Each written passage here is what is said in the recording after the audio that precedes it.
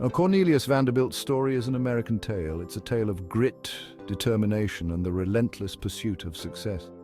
Born into a modest family, Vanderbilt's journey from rags to riches is a testament to the American dream. He began with little but achieved extraordinary things. Vanderbilt's life is a shining example of how hard work and perseverance can lead to monumental success. His story is not just about wealth, but about the spirit of innovation and the will to overcome obstacles. Born in 1794, young Cornelius grew up on Staten Island. His family was poor. They worked hard. The Vanderbilts were a family of modest means, struggling to make ends meet. Despite their financial hardships, they instilled in Cornelius the values of hard work and determination. The sea was in his blood. From a young age, Cornelius was drawn to the water. The vast expanse of the ocean represented endless possibilities and adventures waiting to be explored. At 11 years old, he left school. Education was a luxury his family couldn't afford. Instead, Cornelius took to the sea, where he believed he could learn more from real-life experiences than from books. He started working on his father's ferry boat. This was the beginning of his lifelong relationship with the maritime industry. The ferry boat was not just a means of transportation. It was a symbol of opportunity and a stepping stone to greater things. The waters of New York Harbor became his classroom. Cornelius learned quickly. Every wave, every tide taught him valuable lessons about navigation, business, and life. The harbor was bustling with activity, and young Cornelius soaked in every bit of it. He was tough and resourceful. These qualities set him apart from others. Cornelius was not afraid of hard work, and he was always looking for ways to improve and innovate. By 16, he had his own ferry boat. This was a remarkable achievement for someone so young. It was a testament to his entrepreneurial spirit and his ability to seize opportunities. He called it the Ferry. Simple, yet effective, the name reflected the straightforward and practical nature of Cornelius himself. He ferried passengers and cargo between Staten Island and Manhattan. This route became the backbone of his early business ventures. Cornelius understood the importance of reliable transportation and made it his mission to provide the best service possible. He gained a reputation for reliability and speed.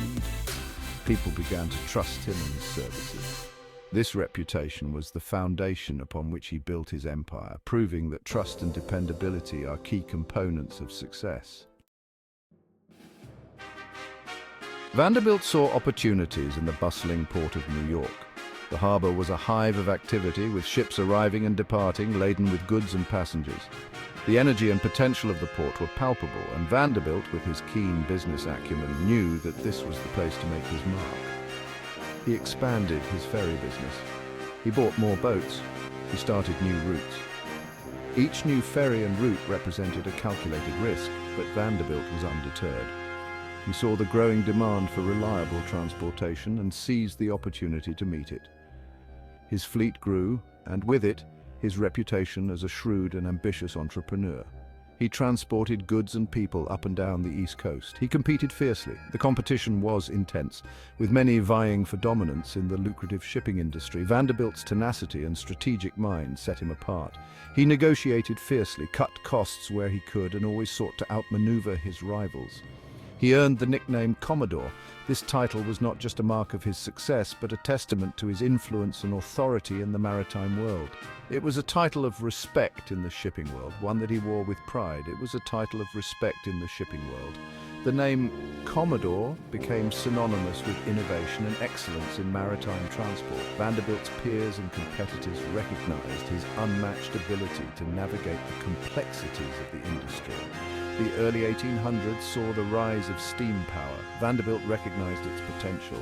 He was always on the lookout for new technologies that could give him an edge. Steam power promised faster and more reliable transportation, and Vanderbilt was quick to see how it could revolutionize his business. He embraced this new technology. He invested in steamships, understanding that they represented the future of maritime transport. His decision to transition from sail to steam was a bold move, but one that would pay off handsomely. He sold his sailing ships. This was not an easy decision, as sailing ships had been the backbone of his business, but Vanderbilt was not one to cling to the past. He saw the writing on the wall and knew that steamships were the way forward. He invested heavily in steamboats. His gamble paid off. The new steamships were faster, more reliable, and could operate in conditions that would have grounded traditional sailing vessels. Vanderbilt's foresight and willingness to embrace change ensured his continued dominance in the industry. Steamboats were faster and more reliable than sailboats. They could navigate rivers and coastal waters with ease, regardless of wind conditions. This reliability made them incredibly popular with both passengers and freight companies. They could operate in any weather. Vanderbilt's steamship company thrived. His fleet became a symbol of progress and innovation, and his business acumen ensured that he remained at the forefront of the maritime industry. The Commodore had truly mastered the seas. Vanderbilt's ambition knew no bounds. He was a man driven by an insatiable desire to expand his influence and wealth. From humble beginnings, he rose to become one of the most powerful figures in American history. His vision extended far beyond the immediate horizon, always looking for the next big opportunity. He saw a future beyond the East Coast. The bustling harbors and cities of the East were just the beginning. Vanderbilt envisioned a network that would connect the entire country, facilitating trade and travel on an unprecedented scale. The California Gold Rush began in 1849. This monumental event captured the imagination of the nation. People from all walks of life were drawn to the promise of gold and the chance to start anew. Thousands of people rushed westward. They left behind their homes and families, driven by dreams of striking it rich. The journey was arduous and fraught with danger, but the potential rewards were too great to ignore. They sought fortune and opportunity. The goldfields of California became a melting pot of cultures and backgrounds, all united by a common goal. The impact of this migration was felt across the nation, reshaping the American landscape. Vanderbilt saw a chance to profit. He recognized the logistical challenges faced by these fortune seekers and devised a plan to capitalize on their needs. His business acumen and strategic thinking set him apart from his contemporaries. He established the Accessory Transit Company. This innovative enterprise aimed to provide a faster and more efficient route to the gold fields. Vanderbilt's foresight and determination were key to its success. This company offered a new route to California. Unlike the traditional overland routes, which were slow and perilous, Vanderbilt's route promised speed and safety. It was a game changer for those seeking to reach the West Coast. It involved a shorter land crossing at the Isthmus of Panama.